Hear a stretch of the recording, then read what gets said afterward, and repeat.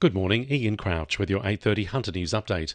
Two men have been charged and refused bail accused of an aggravated robbery and kidnapping in southern Lake Macquarie. Police allege a man was assaulted and robbed after getting into a car with two others at Doyleson last month before being dropped at Waihi train station about 30 minutes later. Detectives arrested two men aged 25 and 29 on Wednesday. They've each been charged with multiple offences to front court in December. The state government has hit back at accusations over vessel exclusion zones to be trialled at Port Stephens. Peter Hislop reports. Four Port Stephens councillors, including Deputy Mayor Chris Doohan, say they never supported a blanket ban on powered vessels.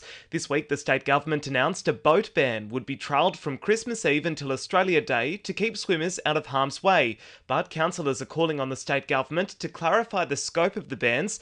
Councillors had earlier this year voted to complete an urgent review into illegal jet ski use, but they say that didn't include all boats.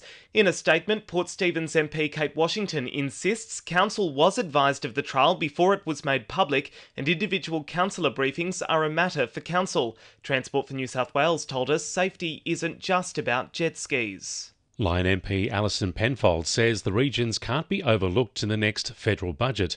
She says too many young people in the Hunter are struggling with their mental health without adequate services to support them.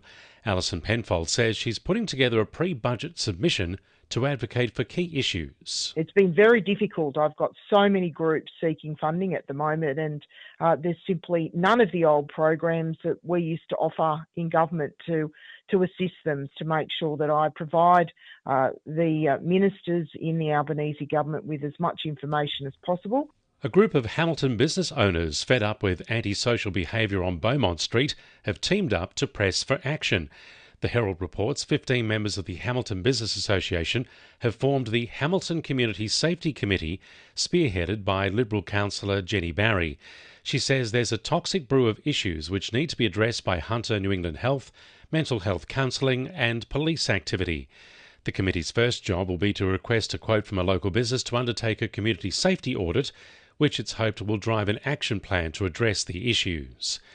The Cancer Institute of New South Wales is issuing a plea to Hunter women aged over 50 to get checked for breast cancer.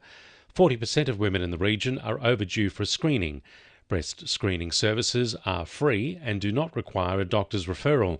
The Cancer Institute's Beck Delaporte says the screening only takes 20 minutes. Breasting is really easy to access. We have 3 fixed locations at Waratah, East Maitland and Tamworth, and we have mobile units that go to 52 mobile screening venues across Hunter, New England. Maitland Council has begun developing its first ever social strategy. The roadmap outlines a vision for a stronger, more resilient Maitland and looks at ways to better connect the community with support services to help it thrive now and into the future. 9 supporting plans sit under the strategy, each focusing on the needs of different groups, from young people through to older residents, families and multicultural communities. Community consultation on the plan runs from tomorrow until May next year.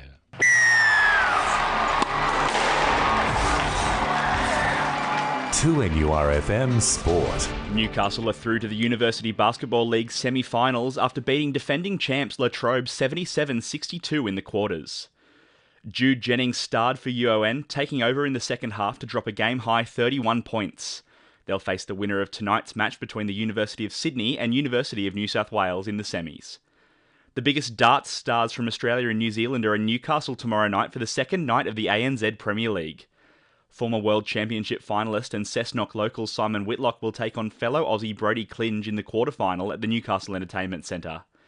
Knights star Bradman Best says there's no chance of him being poached by an R360 side ahead of the franchise's launch next year.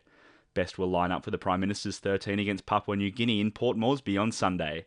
And Broadmeadow Magic will kick off their inaugural Australian Championship season on Sunday against Moreton City Excelsior at Magic Park. That's sport, I'm Will McGrath. And the winning numbers in Powerball are 10, 11, 15, 20, 21, 24 and 28. And the Powerball is 20. And now you're up to date with the latest 2NURFM Hunter News.